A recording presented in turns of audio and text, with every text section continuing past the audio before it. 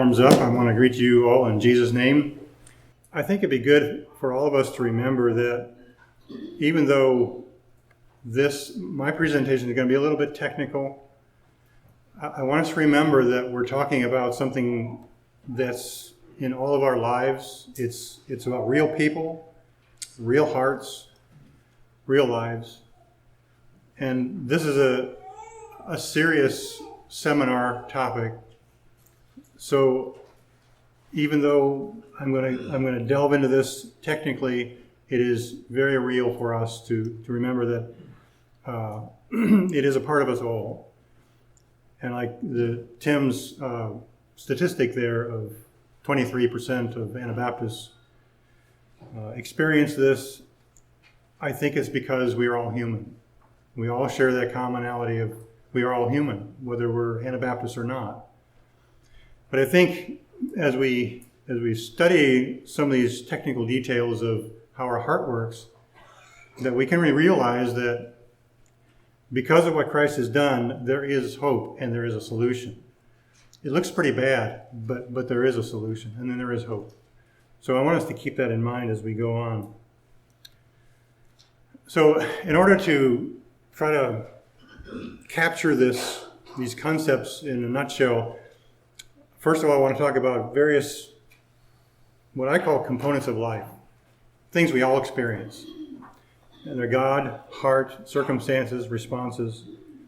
Now, there's probably more, and there's probably other ways to cut it up. There's other ways to define it. But I think for what I'm trying to convey, this should give us enough to deal with. We all know who God is. I won't go into detail about this, but we realize that He's the designer of creation. He designed it all. He created it all. He's sovereign over the creation we all exist in. He is our judge. He's our Savior. And He's our friend. So with those, not to talk about God much at all, except to realize this is part of the component of our life. He's very much a part of it. Also, as we live, we all are in various circumstances. We all find ourselves in certain events, situations, people, and we all have responsibility. So just look at that quickly. Such events in our lives happen that can be traumatic. And a couple examples I've got up here on the screen. A child might die, traumatic. Parents divorce. Teacher picks on you in school. You get fired from your job. Your father beats you. Your mother screams at you. Now, not all of us experience those things, but some do. And they're traumatic. And they affect our heart. And that's what we want to examine here a little closer, is how they affect us. Also in our life are situations. An event I'm defining as things that momentarily happen, they just happen. Situations we find ourselves in is today we're in a situation. We are all sitting, we're all in this room together, listening to speakers and thinking about things. But other situations happen in our life too that aren't pleasant. Sometimes there's conflict in marriage. Sometimes we receive undeserved treatment. We get treated a way that's not right, but it happens. We experience conflict at work. Perhaps we're not getting along with someone, or we watch other coworkers not get along. We can get marginalized by church leadership. We can experience a business failure or church conflict, suffering from a disease. Those are ongoing things that we live in. Now, not everybody has all these. Again, some are better than others. But when we're talking about people who abuse people, a lot of times there are situations like this in their lives, or they have experienced, and it affects them. The people in our lives, some of us may have spouses, some of us have children, some of us have extended family because of that. We are in church, likely, so there's church people around us. We may be in school at some way or another, some type. So we have co-students. We may also have a job, and we have coworkers, we have neighbors, and there's the rest of the society that we live in. Again, that's part of our surrounding circumstance that we live in. And sometimes each of us, they may mesh together. Like today, a common situation we're in is this room and this seminar. But not all of us have those same situations. They're different. And we all have responsibilities in life. We may have a family to take care of. We have a job or church responsibilities. Maybe we're teaching Sunday school, or we might be a school teacher. We may have some neighborhood responsibilities or civic duties. I think some people are volunteer fire people. So those are all the responsibilities we might have in our life. They also are going on around us, and they affect us. So in summary about our circumstances, they are controlled by God. They are sometimes affected by our choices. Sometimes the things we choose to do can change our circumstances. If I go decide to rob a bank, I may find myself spending a good portion of time in a different circumstance where my meals are provided and I have a limited range of motion. But I think an important thing to remember about our circumstances that I want to drive home over the next two topics is that our circumstances are not the cause of our behavior. And I want to define cause as that we cannot control it. So in other words, to say that, I cannot stand before God and say, well, I did that to that person because my parents did that to me. So it's not a cause. It has an effect, but it's not the cause. We make the decision. So we'll get into that shortly.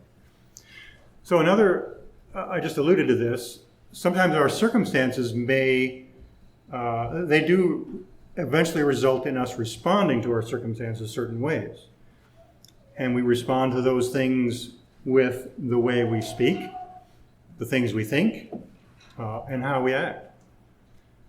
Those are responses. We respond to our environment in certain ways.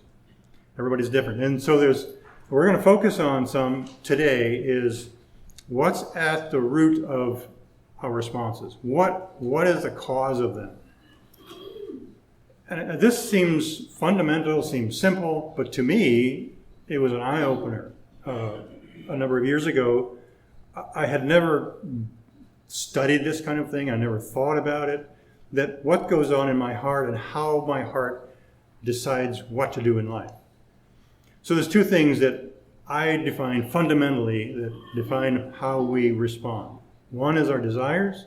The other is the temptations that we face. So what am I defining as desires? First of all, it's the things that we want. Very simply put, it's the things we want. I want this or I want that. I want a car. I want a wife. Variety of things. But think about how unique that is. Do horses have desires? Do dogs have desires? Frankly, personally, I don't think so. I think humans are unique in creation that live on earth to have the characteristic of being able to desire things. And I think that's part of what makes us in the image of God. The capability of desiring something is kind of unique to people. So those things determine what we want. We decide what we want. And they are part of what controls how we respond to our circumstances. And as we'll see in the next topic, they're derived from our value systems. What do we value? What are the things that are important to us? I won't go into too much of that right now, but later I will. So let's talk about temptations. We're pretty familiar with temptations and the talk of temptations. And there's several verses that I liked, but I couldn't quite put together. So this is just my way of thinking about temptations. I think of them as external and internal temptations. So an example of a of a scripture that talks about external temptations is 1 Corinthians 10. It said, "No temptation has overtaken you except such as common to man, but God is faithful, who will not allow you to be tempted beyond what you are able, but with the temptation will also make the way of escape, that you may be able to bear it. Therefore, my beloved, flee from idolatry." And then also think of the situation that Jesus found himself in Matthew 4, where, when we remember the story, Jesus fasted 40 days and then he was tempted by the devil. And the devil laid a lot of things in front of him, asking him, but Jesus responded to them correctly. Jesus did not really control that environment, and we can't control our circumstances all that well.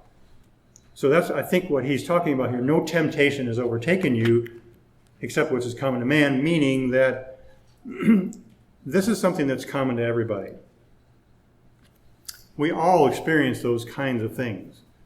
So trials, testings are other words for these external temptations that we face. You won't find me talking a lot about Satan in this discussion, because this is all in us.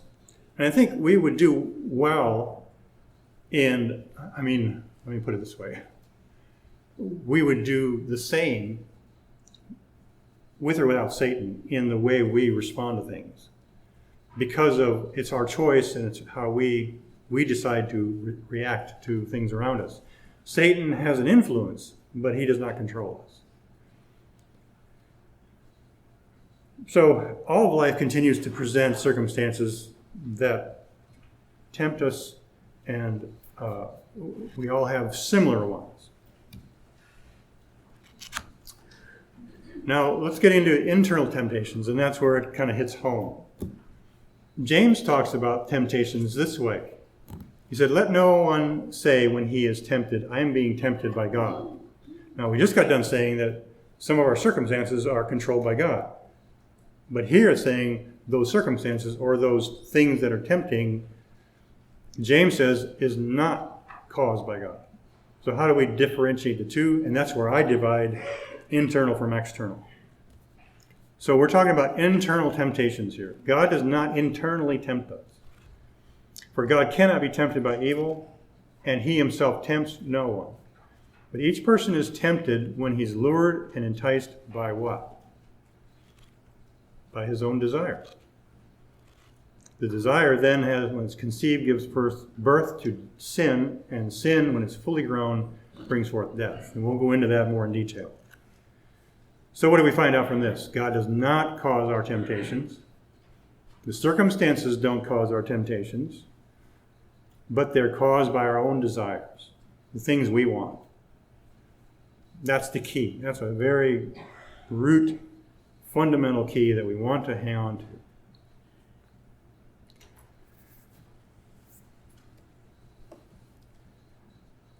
So, as I emphasized here, the internal temptations are caused by what's going on inside of us, the things we want badly. And I kind of like math a little bit, so I made this little equation here. Circumstances plus lusts equal temptations. Just a simple way to remember, where does this come from? Where do temptations that are inside of us come from? Circumstances, which don't cause our behavior but influence us, and then lust we'll define later, equals temptation. And I think, I'm assuming we all kind of understand the idea of a lust. So those are the pieces that I want to bring together into this study. And now I'd like to also help us understand the mechanism how we use these pieces. And first of all, we also need to realize, who are we? Now that's a broad question.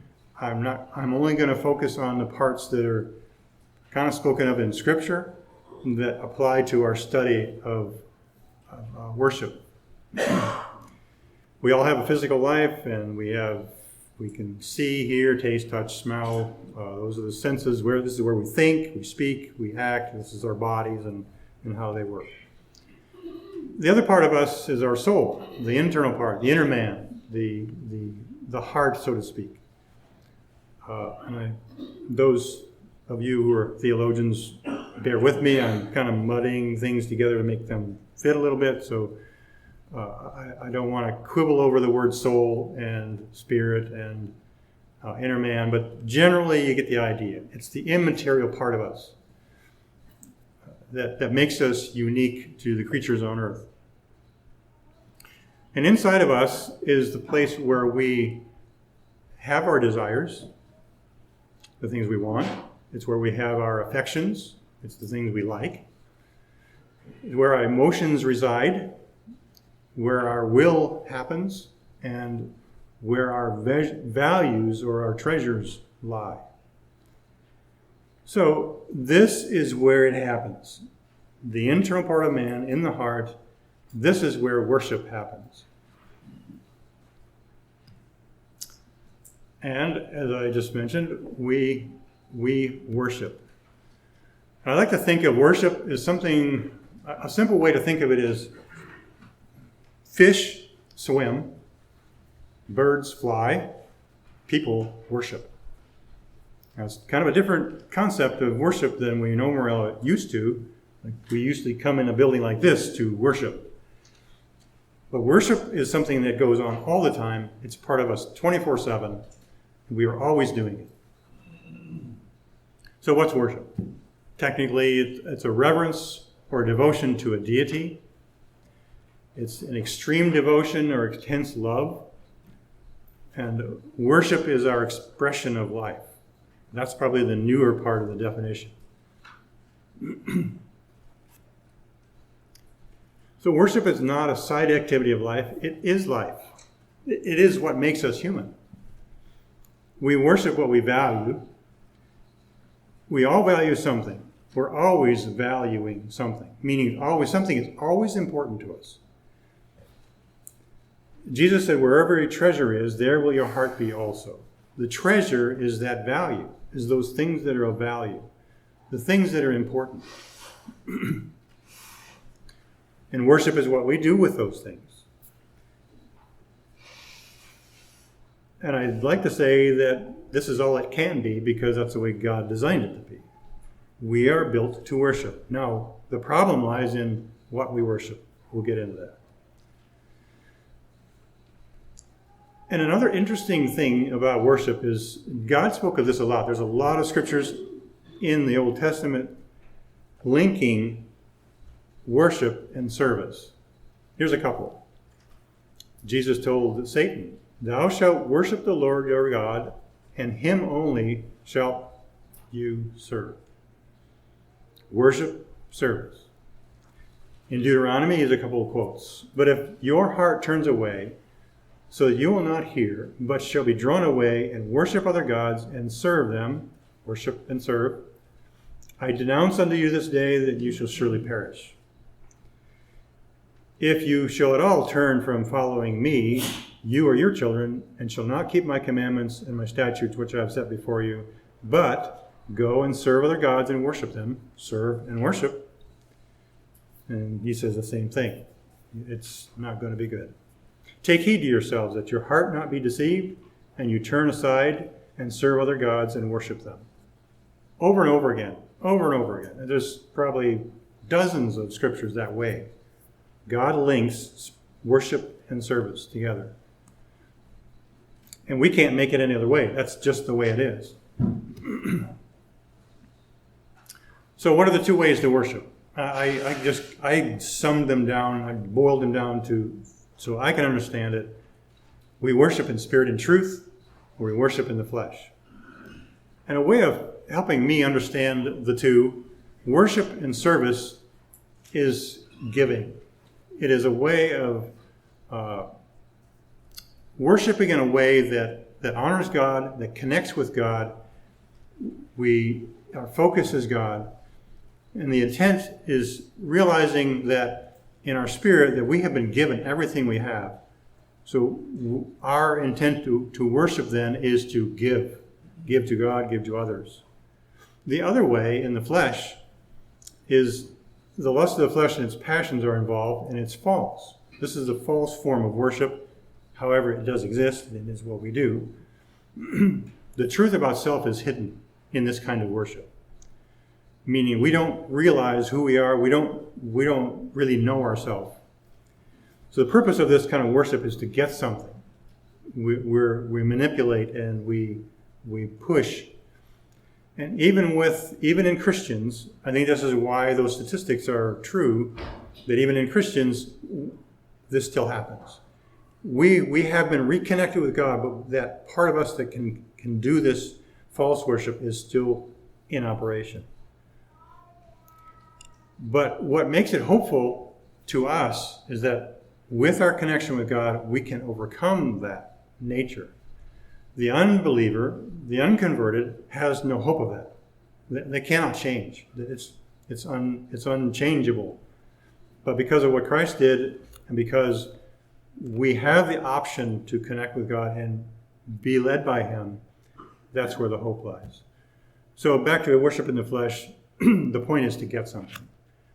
And which goes along with these two things is we can either worship God or other gods. In the flesh, we worship other gods. In the spirit and truth, we worship God. I apologize, this is kind of quick. I'd like it to be able to sink in a little bit, but time doesn't allow that. So the question can arise, what are other gods? In some of the verses I just read, God talked about that. He mentions them. There are many other gods. There's an infinite number of other gods because we create them. Every one of us creates our own other gods. We could also technically say that demonic activity could be placed in the category of other gods as well.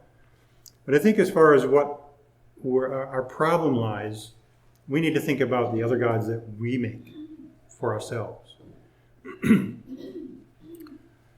So, in a sense, another god is the things that we really like, really want badly. And so we elevate them to a point of importance that's equal to or greater than God. The Bible speaks of them as in terms of lust of the flesh. Now, I'm equating something that it's not directly obvious that we can just go to a verse and say, okay, this we see that lust are other gods. But I think Scripture plays out the idea that they are pretty much equivalent.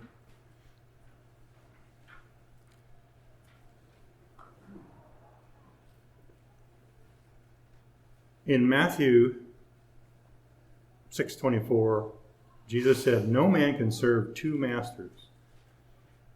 I would translate that gods. For either he will hate the one and love the other.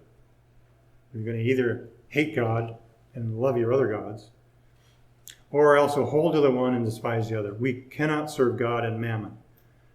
I think mammon was a specific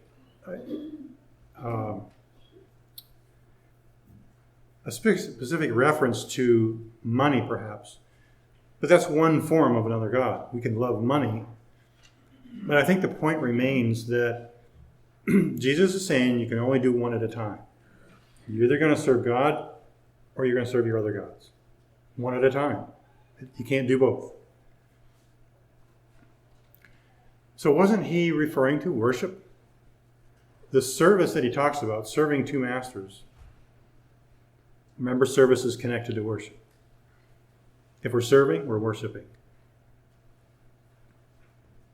We might be consciously going through the motions Sunday morning in our worship service, but what's really in our head? What are we thinking about? What's important at that moment? That would be an example. I'm not trying to pick on anybody because I'm just like you and I do the same thing. It's really hard to control. Coveting shows that they're really worshiping some other god other than God to get what we covet. So I'd like to try to distinguish then also the difference between other gods and idols. Because the Bible speaks a lot about idols and idolatry, and it speaks about other gods. So what's the connection? Well, how do they work? So going by what we've said, other gods are the things that we want very much and are unwilling to let God say no to. That is pretty well the line that's drawn that turns it into something that's bad.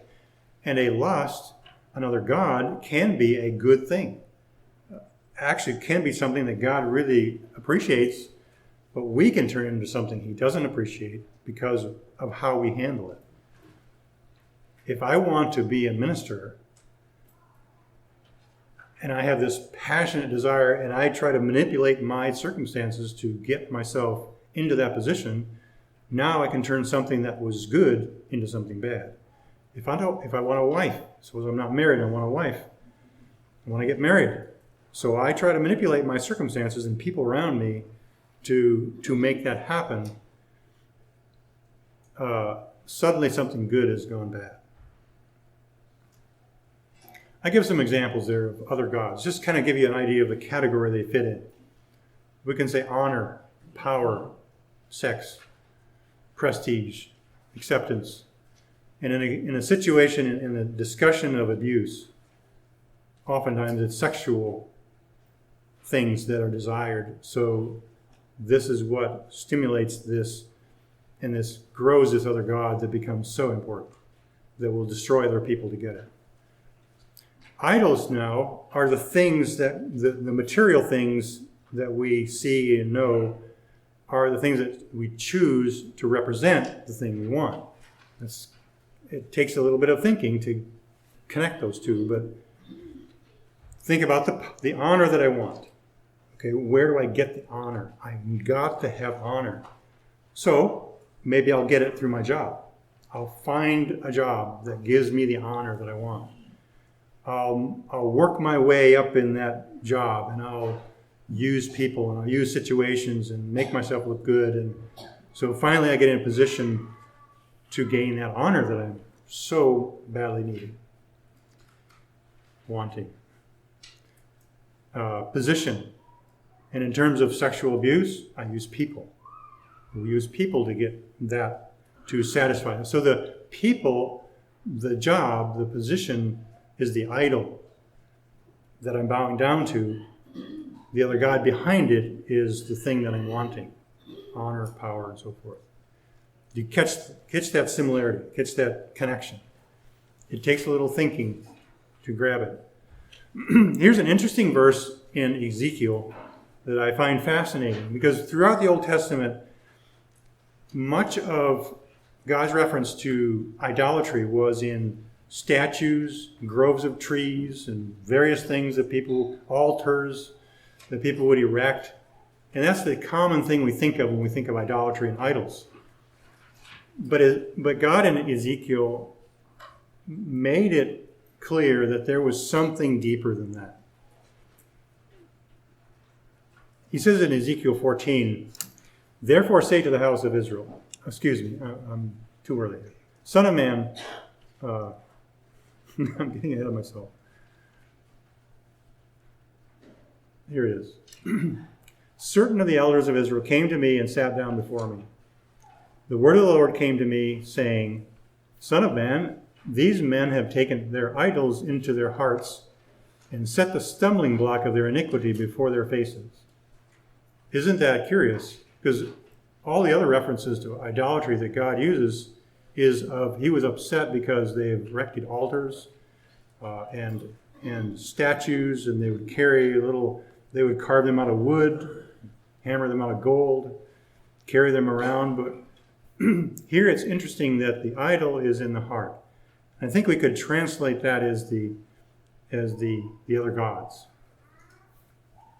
He said, "Should I let myself be consulted by them," meaning these elders who have the idols in their heart, "speak to them and say to them, thus says the Lord God, any one of the house of Israel who takes his idols into his heart and sets the stumbling block of his iniquity before his face, and yet comes to the prophet." Remember, the prophet was the means of which everybody had access to God. They had to go through a prophet.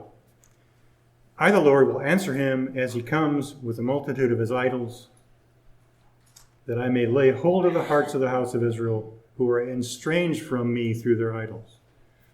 There's more there, but that gives you the idea. Isn't it interesting that here he speaks of what is at the root? It is what's going on inside the heart. Those big altars are made, and those statues are built, and those little figurines are made because of what's already in the heart. Those are the expressions of that. So that's where I get this connection between other gods, idols, and our desires. So now I want to talk about the process. How do we do this? How do we get from wanting something and then wanting it too bad and then turning that into a god and an idol and getting ourselves in a big mess? Let's take a look at this. Idolatry, this is my definition, is the process of turning people or using people and things which are our idols to get what we want, which are our gods. It's a process. It goes on in our heart all the time. But with the help of God, we can control. Remember what James said in James 1:13 and 14. Each one is tempted when he's drawn away by his own desires. There it is. That's what causes us to start going down this path. So we have something we want, but if it becomes too important, we decide, I don't want God to say no to it. That's what I mean by veto power. In Congress, when there's a bill comes up, the president has the power to veto it and say, no, can't have it. That's what I mean by veto power. So we are keeping that back. We are not allowing God to say no to it to us. Our hand is closed around it, and we must have it. So lusts occur. A desire becomes a lust. Now, here's an interesting part of this, is that in order to make this work, we need to start believing things that are not true. Because if we believe true things, the lusts and desires won't have any ground to grow in. They won't have any place to root. Because right from the beginning, if we understand the truth that God knows what's best for me, then I trust him, and he's trustworthy, and he's done everything to prove that he loves me, why would I not let him say no to this? I've got to believe something else. So, as we continue on this process, we make a decision. We decide either I'll let God say no to this, or no, I want it. I'm going to have it. And in the process of idolatry, we say no. God, you're out of the picture. We say no to him. So now this thing becomes important. We make it important. And that's where James speaks of the lust has conceived. Now a God has been born. The demand we make for this thing we want has become a God to us. James doesn't use the word God, but I think he's implied there. It's something very important. So now we make a demand for that. We've got to have it. We've got to find a way to get it. And to do that, we search and we find an idol. Someone or something that represents and can supply what we want. That desire, that demand, turns into an expectation. Now, once I find you or somebody else looks like this, you're going to be able to provide what I want, you are my idol. And now I'm going to start working on you so that you will provide what I want. And I have an expectation, because I've chosen you. I expect you to provide that for me. You need to, because I want it. And so I now have an expectation that you are going to give that to me. Let's maybe bring that to a realistic example. And I think in our case study, we're going to be talking about a fictitious situation. where a father abuses a daughter. So the daughter becomes the idol. The lust is for sexual satisfaction. That is his God. And he's using the daughter as the idol to bring it about. And he has expectations that she's going to provide it. Now, what happens, that worked for a while. Any one of us can be an idol to somebody else, or we can choose an idol, but eventually we cannot satisfy that desire. We'll never reach the demand that is expected, because it continues to grow. And eventually, because we're human, we're going to run out of resources. We just cannot provide it anymore. Or we get tired of it and we leave, we get away, we quit. Somehow that idol stops providing what is expected of it.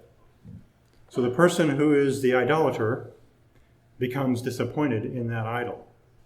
Well, what happens then? What do we do to idols that don't provide what we want? There's the open ground for abuse. There's one of them. There's many, but this is one way that if you don't provide what I want, then I'm going to make life miserable for you. Or I can make life miserable for me. There's a number of ways that this can happen. As idolatry goes forward and we give it doesn't work, it doesn't provide all we want, here's some ways people respond to it. We can manipulate that idol. We can do it positively or negatively. One way is people-pleasing. I'm calling people-pleasing. Sometimes it's called codependency, I think. The heart says, I will try to get my expectation met by pleasing them. I'll do whatever they say to please them so they'll give me what I want. And that has a lot of negative ramifications, and it results in a lot of turmoil in both the idol and the idolater's life. An idolater can become a man of fear, a person of fear. The fear of man brings a snare, as Proverbs talks about. So it's a way of, it's a downward spiral for both. Another way is punishment. It's in a way of thinking, well, you didn't give me what I want, so I'm going to make life miserable for you. I'm punishing you. I'll either angry, just cold shoulder, conflict results. We seek to win and to destroy that person because they didn't provide what I expected. Pain and suffering for both result. Another way is withdrawal. The idolater can withdraw. Because they didn't give me what I need, I give up. I can't handle it anymore. I'm done. And we see a lot of bad things come out of that kind of attitude. I'm no good for anything. Nobody cares. Nobody needs me. God seems distant. Self-pity rules. Emotional painkillers are sought. So, and what I mean by emotional painkillers is we get into bad habits that are either meant to be a substitute for that idol or some way to cope with not getting what we want. Another thing that can happen is we'll drop that guy, we'll drop that person, and we'll go find another one. That idol didn't work, pitch it and go to the next one. And now you start the cycle all back over again. You go back up to starting to demand and then expect and then be disappointed and eventually can that one, go to another one. And I read one place that even the Lord, even God can be used as an idol. Can you grasp that? That if, I don't want to get it too long into this, but it's possible to use God as a means of getting what I want. I think we can identify it quickly if we realize that what am I doing for God is to get something out of it. Then there's a key that I'm not worshiping Him. I'm worshiping what I want, and I'm using Him as a means to get it. We could talk long about that. That's another topic in itself. But right there, I think, is another pinpoint cause of abuse. we misuse people because in order to get something from them. Jesus talked about, he gave a short list of problems that result from this kind of thing. He said, from within, out of the heart of men, proceed evil thoughts, adulteries, fornications, murders, thefts, covetousness, wickedness, deceit, lasciviousness, and an evil eye, blasphemy, pride, foolishness. That's from Mark 7. We hit it right on the nail. Isn't that abuse? Can't abuse fit into those categories? Where does that come from? From the heart of men. Why does it come there? Because of idolatry. We can make a long list of things. I listed probably 20 of them. Anger, bitterness, blame shifting, complaining, controlling, despair, discouragement. These are all part of the package. So what happens after this?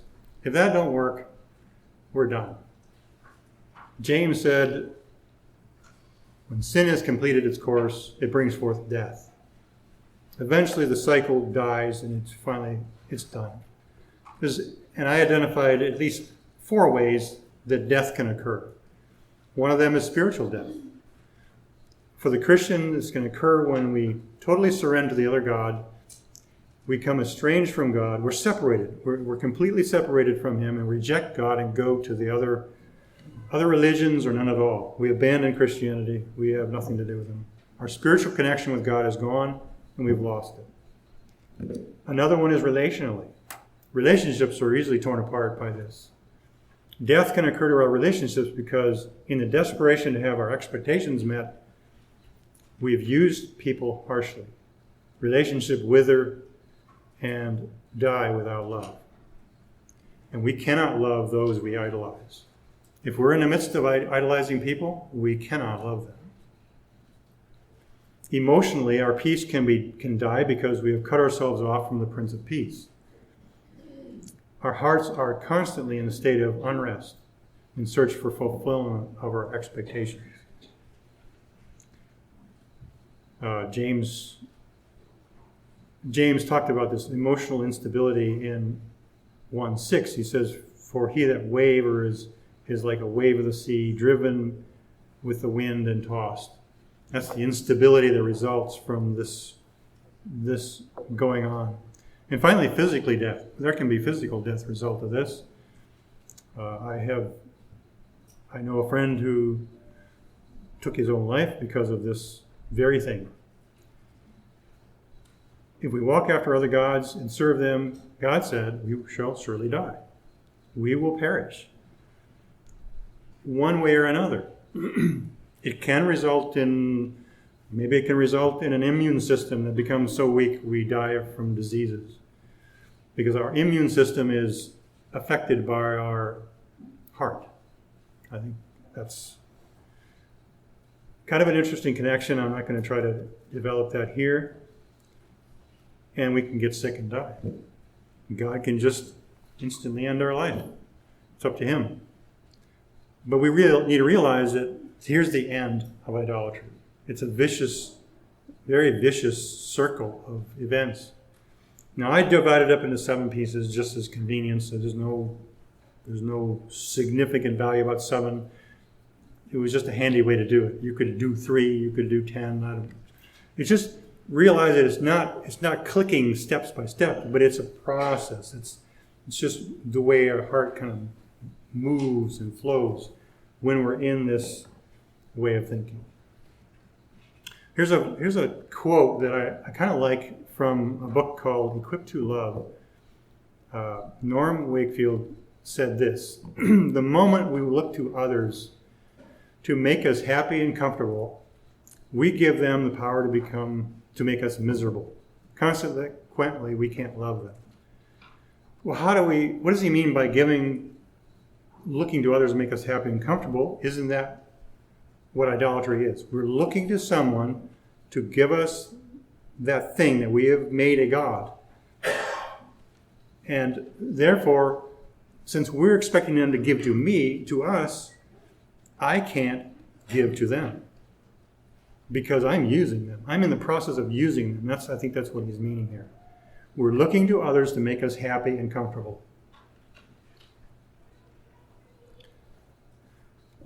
Quickly here, I would like to I found this quote somewhere, and I thought that was pretty interesting.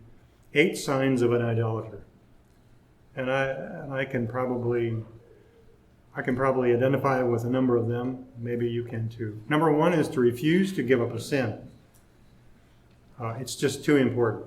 You've got to have it. Holding on to a grudge. Choosing not to get over your pain. We are all hurt. Every time we give our heart to someone, the potential is there to get hurt. And if we get hurt, what do we do with it? How do we respond to it? How do we respond to that person who hurt us?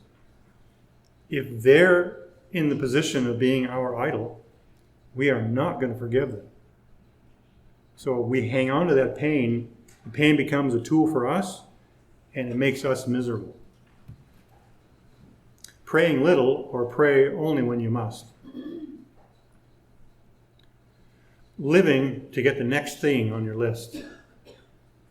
Well, most of us have lists of things we want. I'm just speaking singularly for the sake of just explaining the process.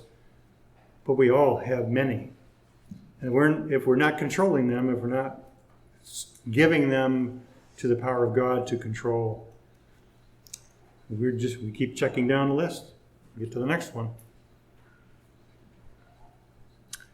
Our position in church is more important than a walk with God.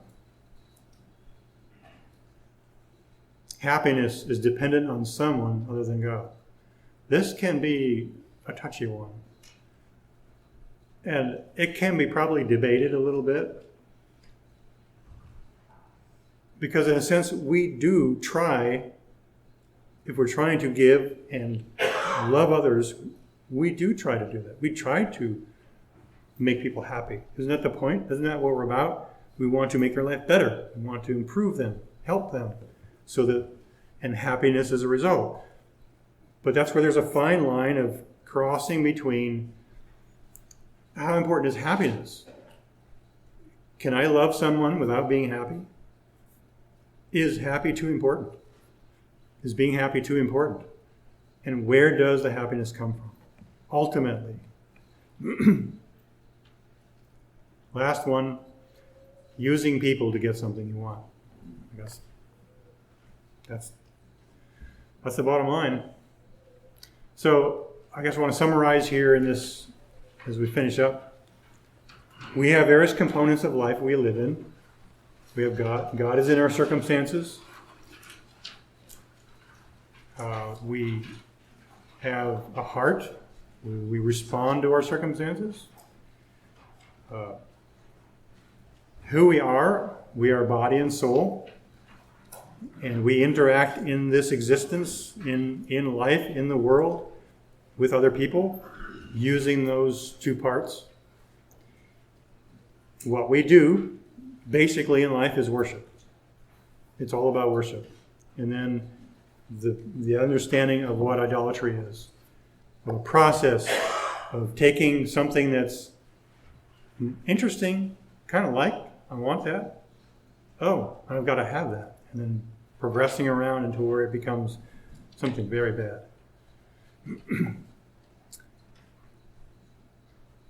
So I hope this hasn't made it too simplistic, but yet been simple enough to grasp. And I'm gonna weave this together in the next section where we talk about values, because I like the thought that our value systems, what we value, is kind of like the DNA of where our desires come from. They're formed out of of what's important to us. Thank you for your attention, and wish you God's blessings.